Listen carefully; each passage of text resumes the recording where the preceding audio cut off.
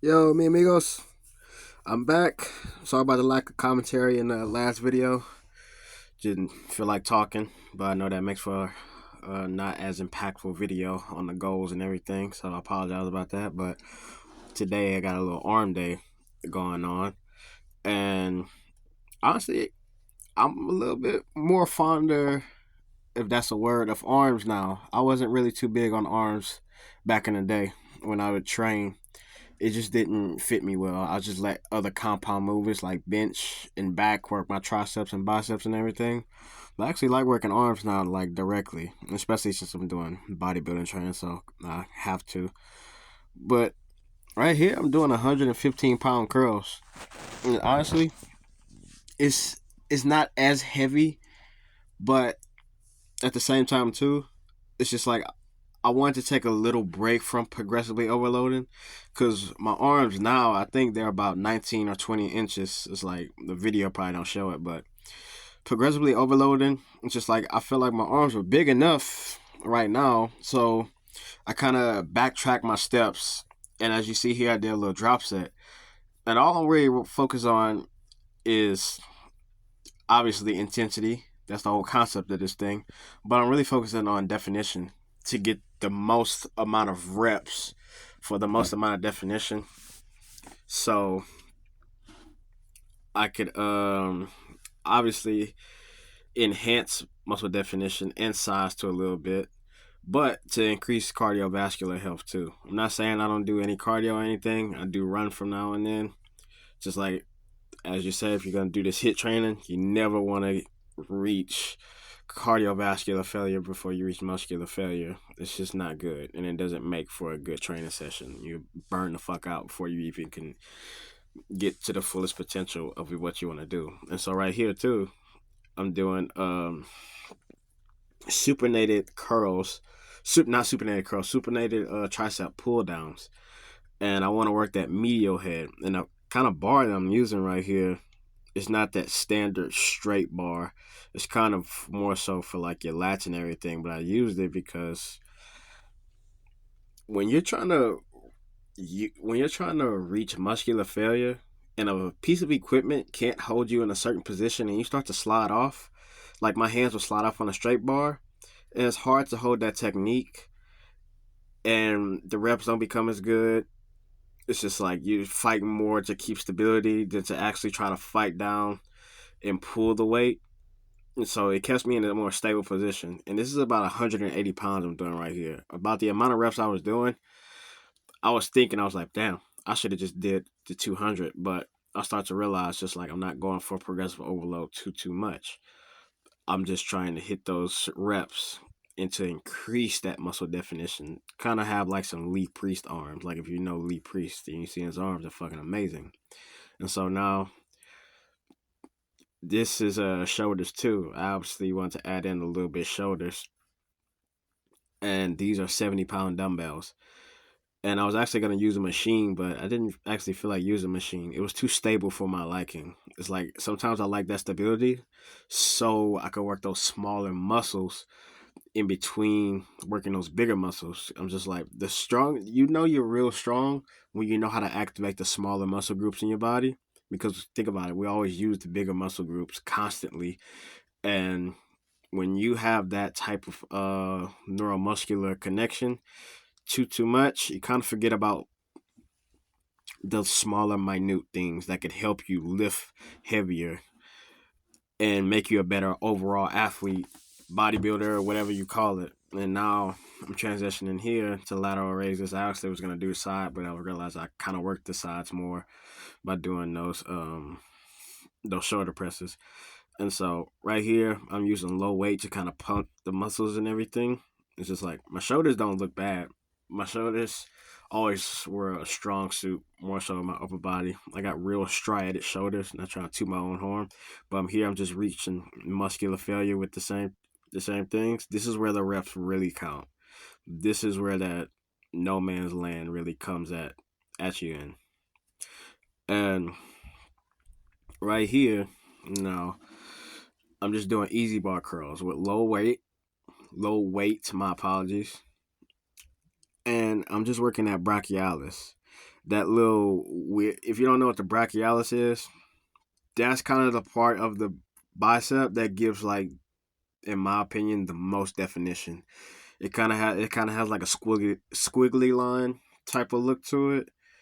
That kind of looks like I don't know how to describe it, but if you know what it is, you know. And I'm doing the same thing here, just trying to go slow. That's the main thing I mess up with a lot of times. I mess up while trying to go slow and keep that contraction because I just get too excited. It's just like I don't look excited, but I'm like real excited when I'm lifting these weights. And I have this guy here just helping me out with this and just to keep going and keep going. And the hardest, honestly, man, I'm not gonna fucking lie to you. One of the hardest things about this type of training is finding a training partner. Find somebody that could hype you up and everything and keep you going as much as you don't want to go. That's the hardest part. That's why training with somebody that could really push you in any type of way, in any way, shape, or form, whether if it's HIIT training, whether if it's plyometric training, in any type of way, somebody that could push you, kind of like a Goku and Vegeta. It's just like you feed off of each other without really telling each other sometimes. You kind of just know what the fuck is up and what's going to happen. That's a real important aspect of this training that I noticed, but a lot of times I don't really have somebody there to really help me. So I call random people. But thankfully, I go to this gym here, and it's a real hardcore ass gym. And these guys here, it's just like they're real down to earth, but they could help you a lot. And I'm very much allowed to scream in this gym. I could never do this shit in no Planet Fitness or no Fitness Connection anytime. No franchise gym. It's just not it.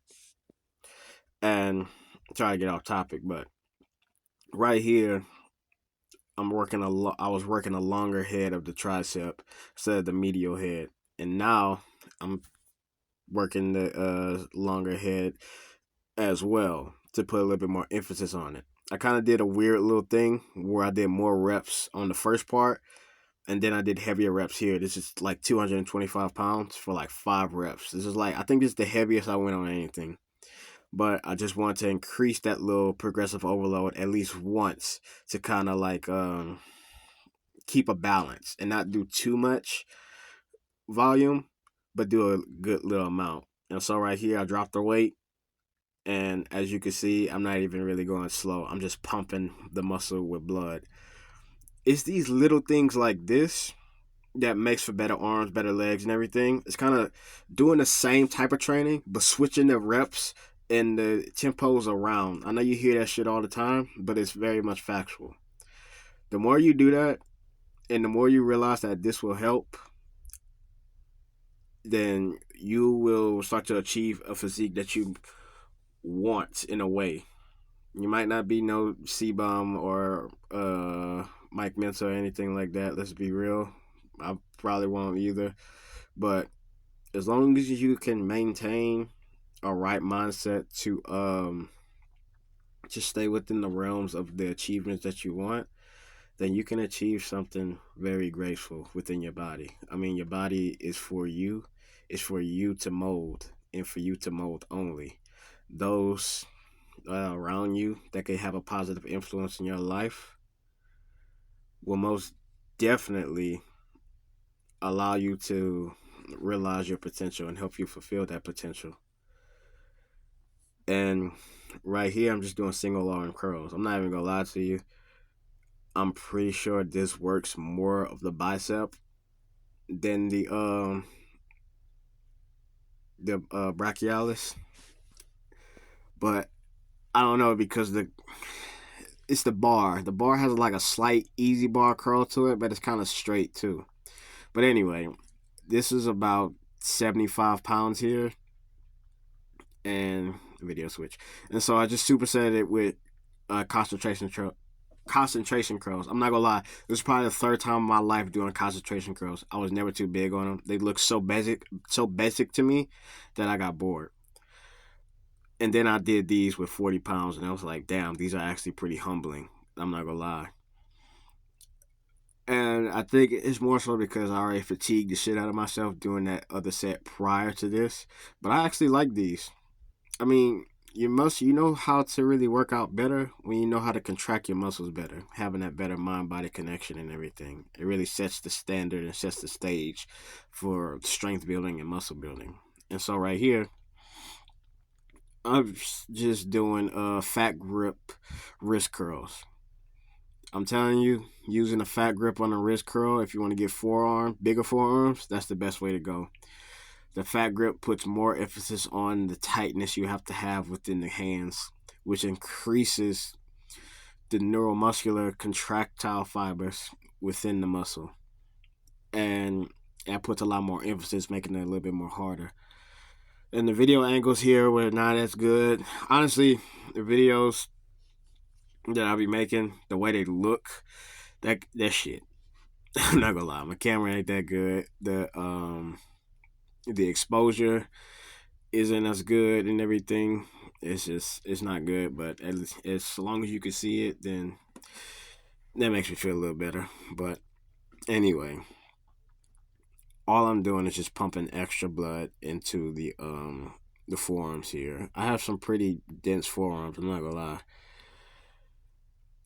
And so why not make them even bigger at this point? Honestly, I don't even think I actually measured my forearms before. I think I just measured the biceps and the arms and everything. But this is about the end of the video here. I'm just doing a little flex off. I think I weigh about 212 here, 213. This is the heaviest I've weighed in my life, and I was feeling really damn good here. I could work on my core a little bit more. I'm not gonna lie, I kind of was doing a small, little dirty bulk and everything, but I'm still happy with my physique and everything. Just like physique is physique. It is what it is. I enjoy it for what it is. I know I can make it different, but that's about it for what I got for this video. I hope y'all enjoyed it, and thank you.